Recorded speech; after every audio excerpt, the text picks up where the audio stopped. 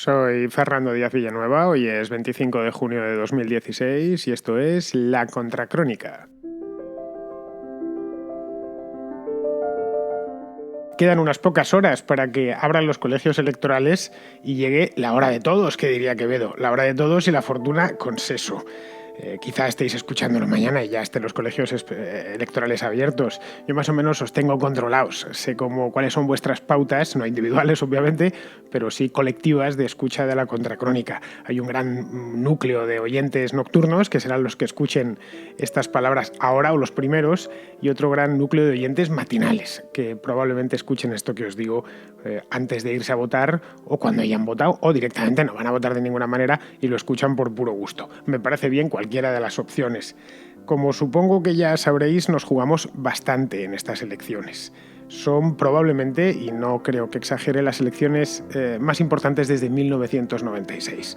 Cierran el último de los grandes ciclos de la democracia española o de la segunda restauración. El primero fue la transición propiamente dicha, que fue del año 75 al 82. El segundo fue el gobierno de Felipe González, o los sucesivos gobiernos de Felipe González. Y el tercero y último, hasta la fecha, es el que abrió José María Aznar ganando las elecciones de marzo del 96 hasta el momento presente. Esta última etapa no ha coincidido con el gobierno de un solo partido, sino con dos partidos y tres presidentes de gobierno distintos. Ahora, el espíritu de esta última época es muy común, ¿no? Podemos hablarlo o podemos decir sin miedo a equivocarnos que es un ciclo en toda regla. Bien, pues hoy se cierra, o mañana, dependiendo de cuando escuchéis esto, se cierra este ciclo. Debió haberse cerrado en diciembre del año pasado, pero ha tenido una prórroga inesperada que nos ha conducido pues, a tener que repetir esto una vez más. Ojo, que cabría la posibilidad de que nos encontremos en diciembre, como ya os he dicho muchas veces, votando otra vez.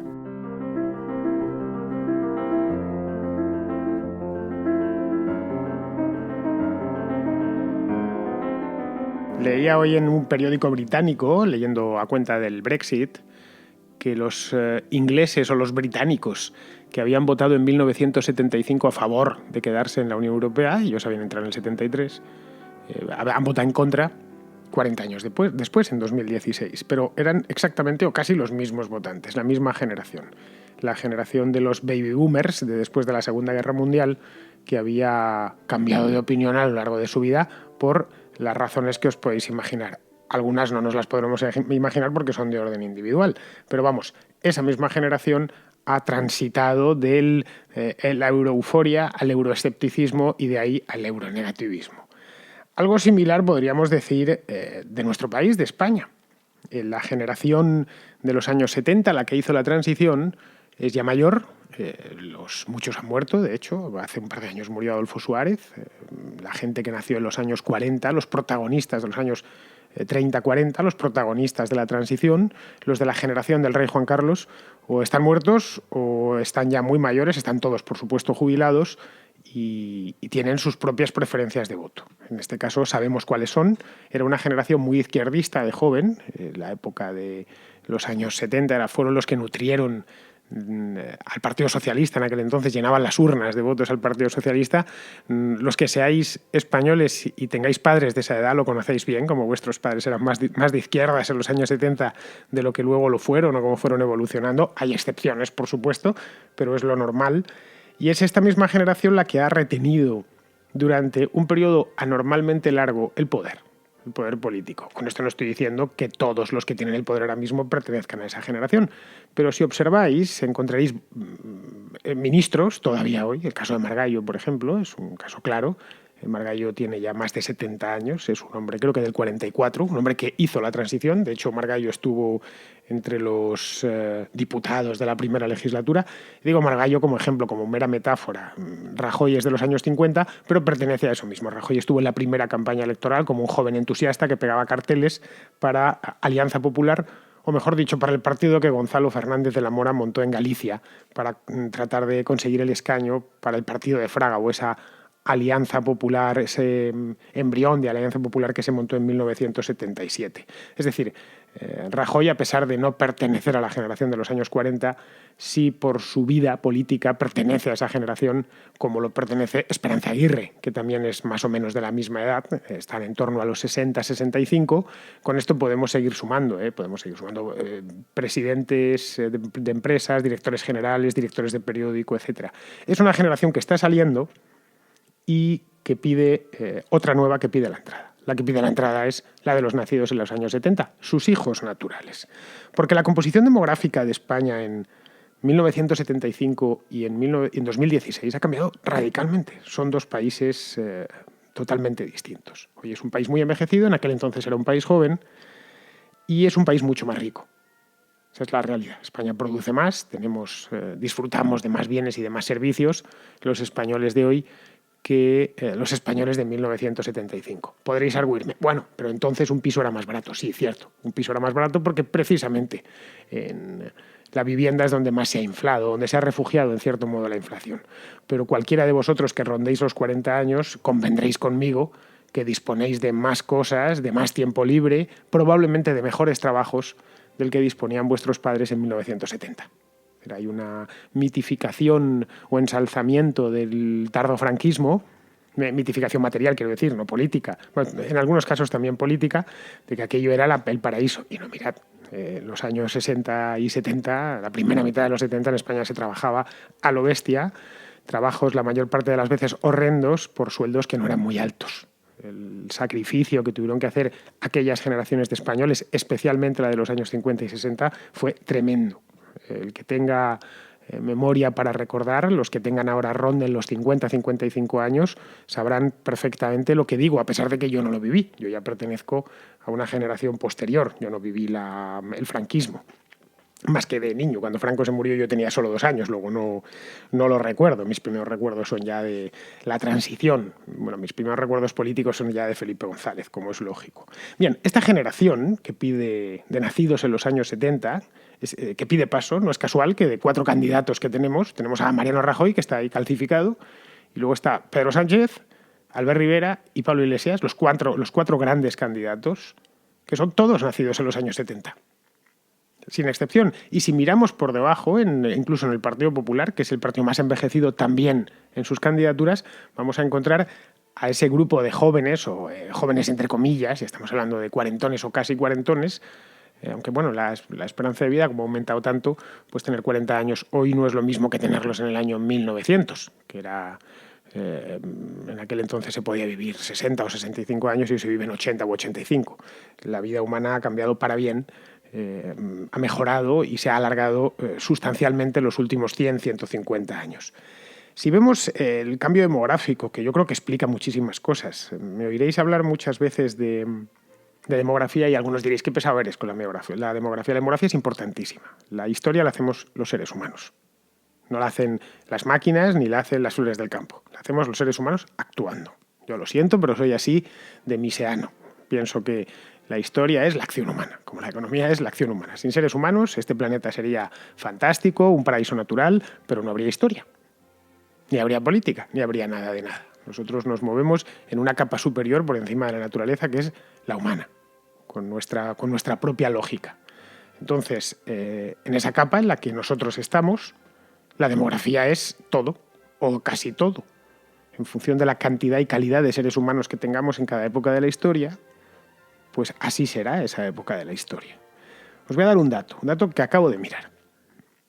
En 1975, he cogido este año por coger cualquier año de los años de la década de los 70, nacieron en España exactamente, estos son datos del INE, 669.378 niños. El año pasado, en 2015, nacieron 419.109 niños. Tened en cuenta que en 2015 había 10 millones de habitantes más. 10 o 11. No sé si en 1975 había unos 35 millones en España y en 2015 ya había 46 millones y pico. Claro, el índice de fecundidad ha pegado un bajón brutal. El año pasado el índice de fecundidad, es decir, la cantidad de hijos por mujer, el promedio, fue de 1,3 y en 1975 fue exactamente de 2,7. Casi 3 hijos por mujer es lo que tenían las españolas de aquella época. Nuestras madres, mi madre, vamos, la madre de Pablo Iglesias, la madre de Pedro Sánchez, la madre de Albert Rivera, que son todas de la misma generación porque nosotros somos todos de la misma generación. Esto tiene unas consecuencias considerables.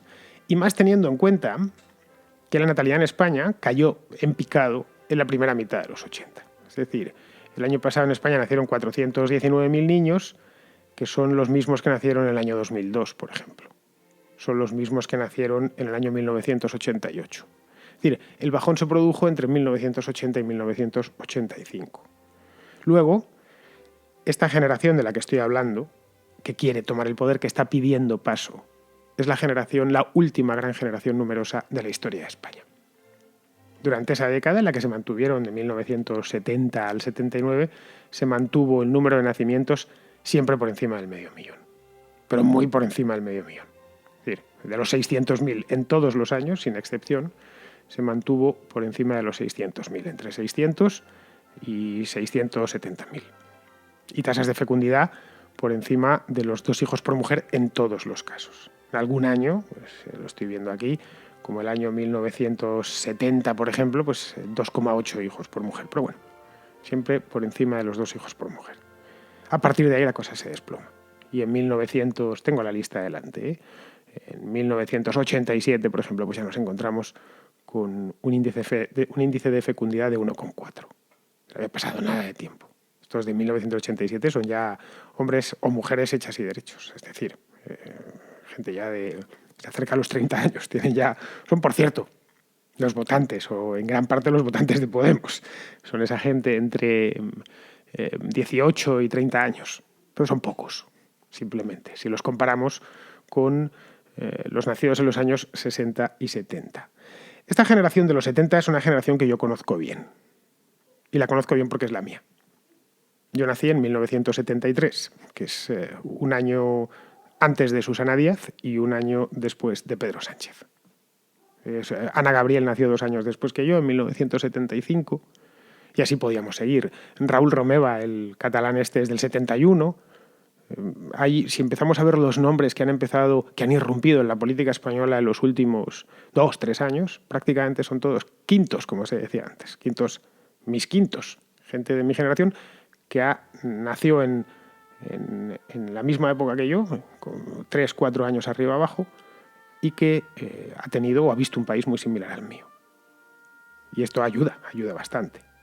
Es decir, sé por dónde le aprieta el zapato a esta generación, porque es el mismo lugar donde me aprieta a mí.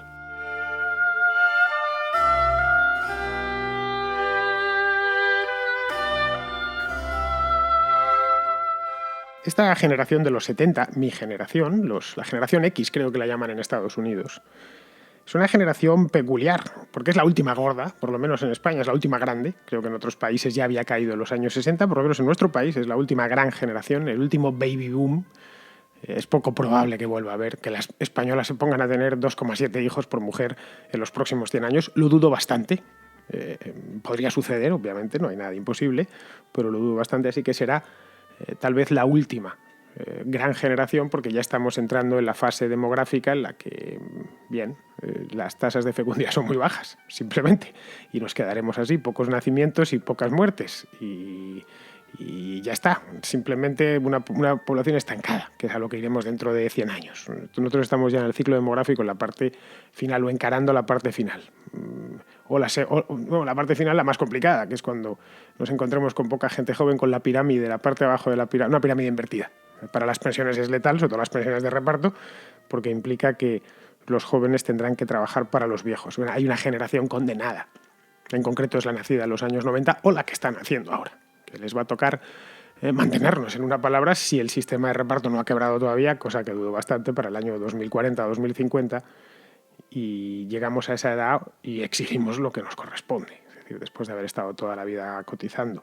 Pues esta generación de setentera, esta generación de la transición, nacido en torno a la muerte de Franco, en España más se produjo en aquel entonces un cambio de ciclo radical, más allá de ciclo, fue un punto de inflexión en la historia de España. Es una generación a la que se le cayó el muro con 15 años. Sí, 14, 15, 16 años. Es decir, es una generación que careció de revolución y careció de guerra. Las anteriores habían tenido esas causas. La nuestra no la tuvo. Era muy numerosa, pero no tuvo nada de eso. La anterior se había podido refocilar en la fantasía comunista o en la fantasía revolucionaria. De bueno, el mundo podemos cambiarlo. Vamos. En mi generación había muy pocos comunistas. Pablo Iglesias es uno de ellos. Había muy pocos también en el otro lado. Sí, se quejaban, recuerdo, en los años 90, donde estaba yo en la universidad. La juventud está demasiado despolitizada. Claro que cómo va a estarlo. Después de que a los 14 o los 15 años se te caiga el muro, lo veas caer por la tele. Y después se cae la Unión Soviética y tal. No había una esperanza clara. Veías además como los mayores, los que tenían ya 30, se reconvertían a toda velocidad y guardaban la bandera roja en el cajón a toda prisa. Es una generación que en nuestro país al menos se crió ya en un país normalizado, en una España normalizada del primer mundo. España en 1975 ya era un país del primer mundo, cosa que en 1955 no. Ya se había producido el plan de estabilidad de Ullastres y el país había crecido, se había incorporado al primer mundo con unos niveles de renta cercanos a la media europea, que estaba dentro de la Unión Europea. De hecho, España firma el acceso a la Unión Europea en el año 85, cuando esta generación está cumpliendo 10 años, que ya no empieza o no ve en ningún momento a España como un país peculiar o un país de pandereta, ¿no? Un país como cualquier otro. Es una generación que sale al extranjero, que puede permitírselo, que estudia en universidades públicas atestadas, pero en la que puede estudiar la carrera, más o menos la carrera que quiere. Entre otras cosas porque sus padres pueden permitirse el lujo de tener al niño 5 años estudiando cualquier cosa, derecho, lo que sea, en la universidad y no produciendo, cosa que la generación anterior no había podido permitirse ese lujo. No digamos ya de los años 30. Estudiar había sido unos pocos, en una familia de 5, pues estudiaba uno y los otros 4, que no eran muy listos, pues tenían que ponerse a trabajar porque había que colaborar en casa. En mi generación fue muy raro. Yo lo recuerdo, vamos. Era muy raro encontrar gente con 18 y 19 años que tenía que dar el dinero en casa. Es lo que, ojo, estos son mis recuerdos, y si miramos candidatos o gente que está en la política ahora mismo a cierto nivel, vemos que no han tenido esos problemas. Albert Rivera, por ejemplo, trabajó siempre para él. De una familia de clase media, pues trabajó siempre para él. No digamos ya Pablo Iglesias. Nunca tuvieron que pechar para poder poner el plato de comida en casa. La salida al extranjero contaba mucho. El poder irse de Erasmus. El Erasmus, que parece que es una cosa inventada ahora, el Erasmus ya existía en los años 90 cuando yo estudié. Y se iban y había unos cuantos programas europeos para poder ir a estudiar a Italia o Alemania o a Dinamarca, donde uno considerase. Y era relativamente fácil conseguirlo.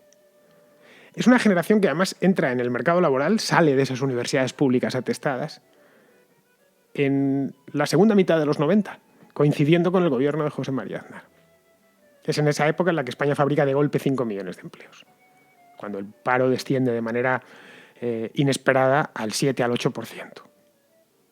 Esos años mágicos, os lo recordaréis, los que tengáis edad para recordarlo, que era fácil, relativamente fácil encontrar trabajo. No voy a decir el trabajo de tus sueños, pero podías encontrar trabajo. Cosa que la generación anterior, la que nos precedió, la de los nacidos en los 60, pues no lo tuvo tan sencillo. Por los famosos años de plomo de los años 80, que o te metías a funcionario o no tenías muchas posibilidades. Somos, en cierto modo, una generación de niños malcriados. Esa es mi opinión, y lo digo como parte de esa generación. De niños malcriados, porque nos tocó vivir probablemente no, nos tocó vivir la mejor etapa de la historia de España, la que teníamos el plato siempre lleno, posibilidades, expectativas, y además una generación numerosa. Por ejemplo, desde hace años llevo pensando, los jóvenes de ahora qué mala suerte tienen. Las zonas de Madrid donde había bares de copas, cuando yo tenía 19 o 20 años, había decenas de bares de copas. Hoy hay 2, pero claro, no hay clientela. Eso es una pena. Les cuesta reconocerse entre ellos, y más cuando empezó la cosa de los móviles y ya empiezan a hablar entre ellos con los móviles. A cambio, para que veáis que no todo fue positivo, bueno, si esa parte de ahí la podemos considerar positiva, yo creo que en parte sí lo es. A cambio es una generación que recibió o recibimos una doctrina intensivo en socialdemocracia avanzada. Somos, como decía un sociólogo hace muchos años, los hijos de Felipe. Pablo Iglesias es un hijo de Felipe. Albert Rivera es un hijo de Felipe. Yo soy un hijo de Felipe. Estudiamos nuestras primeras letras, el bachillerato, entero en tiempos de Felipe González, cuando no algunas veces parte de la universidad. De hecho, cuando Felipe González sale del poder, yo estoy todavía en la universidad. Lo recuerdo a la perfección, el día que perdió las elecciones. Y terminando, además, ¿eh? No penséis que había estudiado prácticamente, o la mitad de la carrera la estudié en tiempos de Felipe González. La revolución digital, además, nos pilló con 20 años, siendo muy jóvenes, 18, 20, 22 años. Empezó Internet en aquella época, 95, 96. Empezaron los primeros teléfonos móviles, los mensajes de texto. También lo recuerdo a la perfección. Los primeros portátiles, eso. La revolución digital no es cosa de ahora, no es la de los iPhones. Empezó muchísimo antes. Lo que se ha ido construyendo ladrillo sobre ladrillo. Quizá de ahí viene lo de que lo queremos todo y lo queremos ahora. Quizá así empezamos a entender, por ejemplo, la filosofía de Podemos, que está lleno de gente de esta generación. Pero lleno hasta arriba. No tenemos más que ver su consejo ciudadano, como llaman a eso, a la ejecutiva. Si le sacamos la lista por año de nacimiento, nos quedaremos sorprendidos. Sí, son todos conmilitones. Y esas cosas empiezan a entenderse bien. Cuando perteneces o te has criado, en muchos casos dentro de la misma ciudad. No lo sé, quizá de ahí también esa inocencia en creer que las cosas cambiarán deseándolo mucho. Y que los errores, y esto es importante, se pueden deshacer simplemente dando a control Z. Esa idea del deshacer, que nos viene de la cultura informática que mamamos desde pequeños. Los primeros ordenadores no son de ahora, son de los años 80. Todos tuvimos clases de informática en el colegio, yo lo recuerdo perfectamente, los años 80. Los primeros videojuegos tampoco son de ahora. La generación de los 70 es la primera que empieza a jugar a los videojuegos, desde pequeño. O que penséis que el Atari es una cosa de hace 10 años, ¿no? El Atari es de finales de los 70. O el Spectrum, vamos, los que seáis de mi edad, lo sabéis perfectamente. Esa idea del control Z. Y claro, en España hay muchas cosas y muchos motivos para hacer control Z. Y empezar de nuevo, como cuando te equivocas con el Photoshop. Tac, tac, tac, 3 veces control Z y vamos a dibujar otra vez. O en el videojuego, espera, vamos a deshacer. No, vete a la versión grabada, a la última vez que guardamos. Y empezamos otra vez la fase del videojuego desde ahí. Como, no importa que nos equivoquemos porque esto tiene fácil solución. Esto, la generación nuestra, y por supuesto todas las que vienen después, son menores, pero las que vienen después, en concreto la que ya nacida en los años 80 y 90, tienen eso muy metido en la cabeza. Es como no pasa nada por equivocarse. Es posible que haya que hacer un control Z selectivo, ojo, yo no creo que haya que hacer un control Z completo, pero sí un control Z selectivo de muchas cosas que en España habría que cambiar. Esa es mi opinión personal. Y esto lo escucháis a fin de cuentas para escuchar mis análisis y mi opinión personal. No creo que vivamos en el paraíso, ni muchísimo menos. Pero ojo, tampoco en el infierno.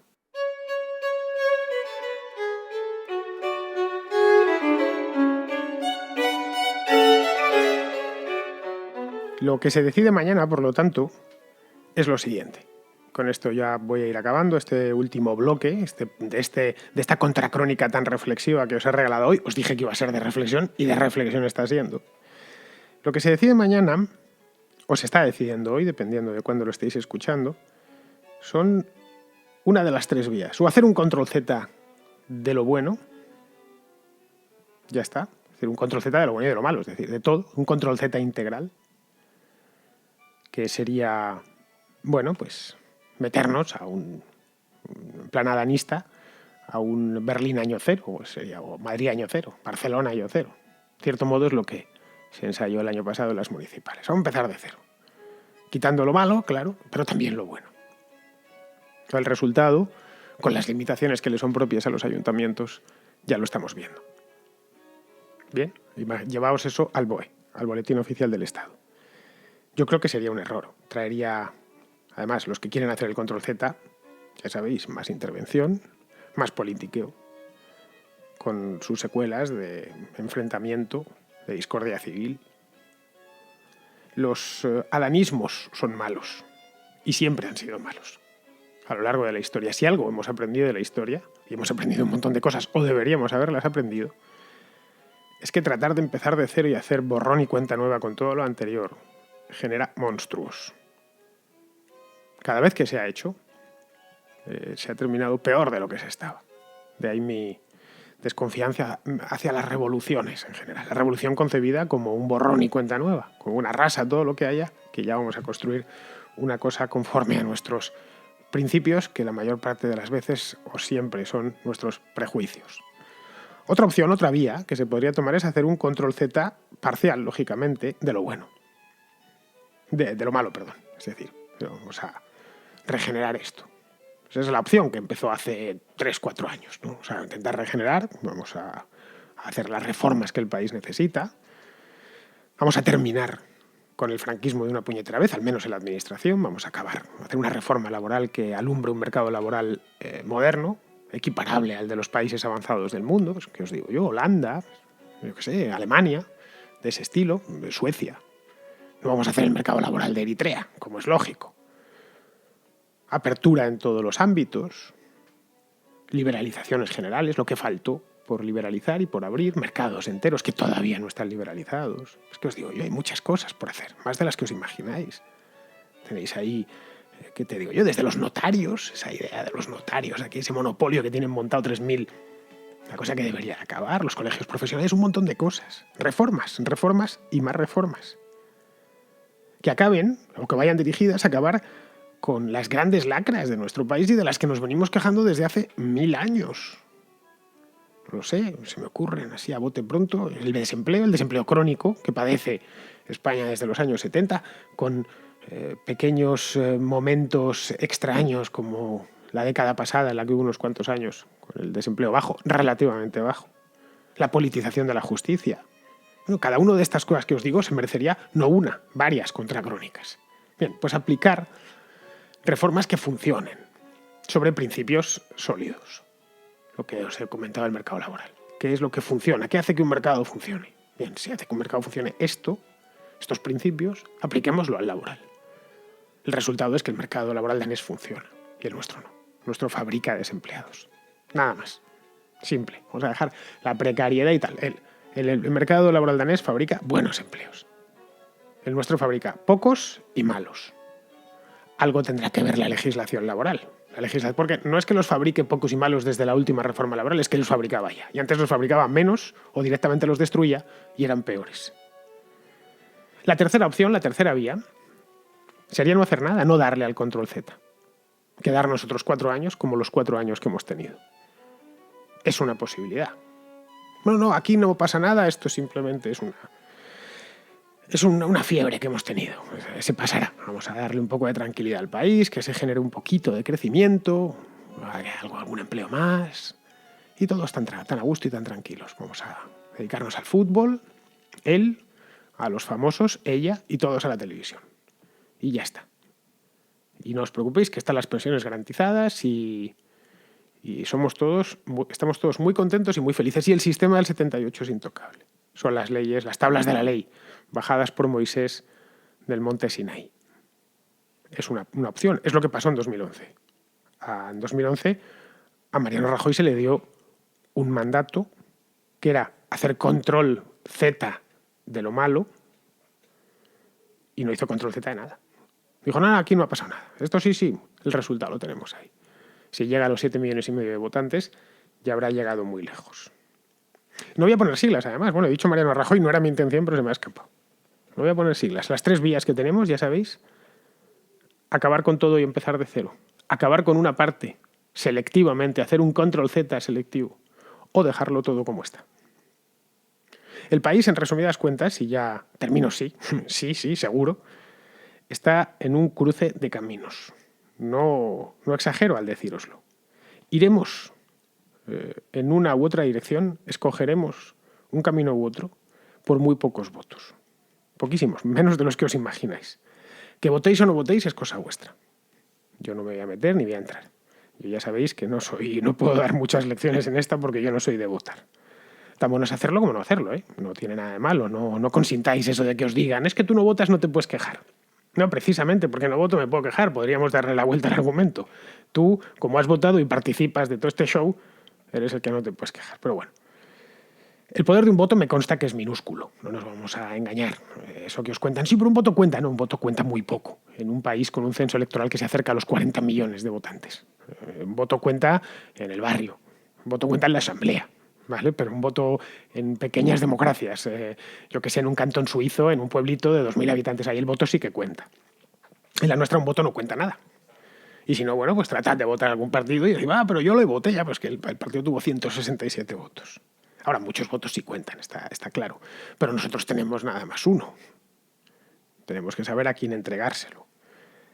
En función de lo que queramos, si lo que queremos es hacer control Z de todo y empezar de cero, creo que ya sabréis a quién tenéis que votar. Si lo que queréis es, iba a decir cambio tranquilo, pero es que me parece horrendo eso de cambio tranquilo. Es decir, queréis una regeneración profunda de la democracia en España y de nuestro sistema político, manteniendo lo bueno, que ha habido bueno. Ya os he dicho antes que nunca habíamos vivido tan bien como en los últimos 40 años, ni habíamos sido tantos, ni habíamos vivido tantos años y tan sanos como los españoles de este principio del siglo XXI.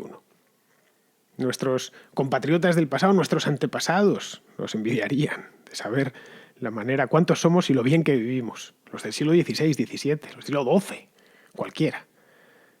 Y eso significa que muchas cosas se han hecho bien o hemos ido mejorando el país. No caigáis en el error de pensar todo es malo. No, en absoluto, para nada. Tenemos un país magnífico.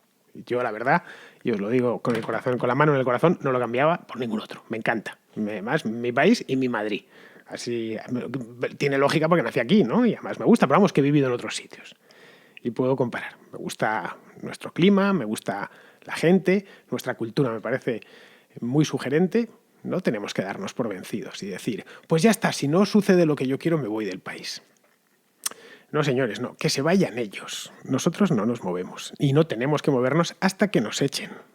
Otra cosa ya es que nos digan, bueno, a patadas te sacamos de aquí. En ese caso, no nos quedará otro. Sé que sobre todo entre los liberales hay mucho derrotismo y cierto orgullo. Pues yo me voy. Bueno, pues nada, vete, allá tú. Yo, desde luego, a no ser que me saquen, a mí no me echan. Y muchísimo menos de mi Madrid. Ni de coña, vamos. Podría ser que me sacasen por las malas, pero de grado, ni en broma. Podemos votar, no votar, dejar que las cosas sucedan. Es una opción perfectamente válida. Va a suceder igual, votemos o no votemos. Ahora, bien, hagamos lo que hagamos, podremos entender por qué dentro de 1, de 2, de 10 años, por qué pasó lo que pasó.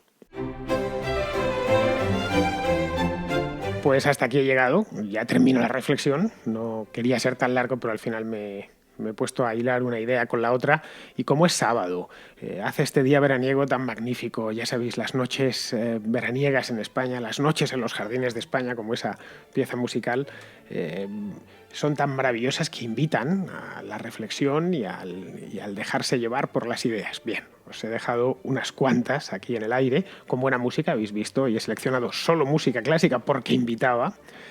Bueno, en concreto no es clásica, es barroca, para ser más exactos. Me gusta más la música del periodo barroco que la del periodo clásico, aunque también me gusta la del clásico. Y os dejo hasta mañana. Mañana va a ser un día largo, para mí especialmente, porque voy a hacer la noche electoral.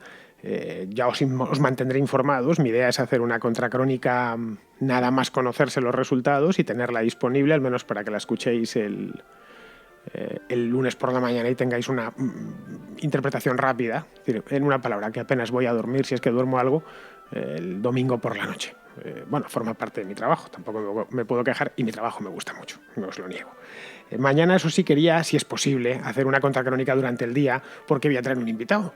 No os voy a decir quién es, ya sabéis que esto siempre os lo pillo por sorpresa, y hacer una cosilla así, un poco más en plan tertulia, pero solo si puedo, si consigo que esta persona en cuestión venga y se siente conmigo, ya sabéis, con mi nuevo micro, del que estoy orgullosísimo, y lo único que me duele es no darle más uso del que ya le he dado, que ha sido muy poco, solo con Daniel Martínez. Bien, pues con esto os voy a dejar y me despido de vosotros, seguro, Hasta mañana.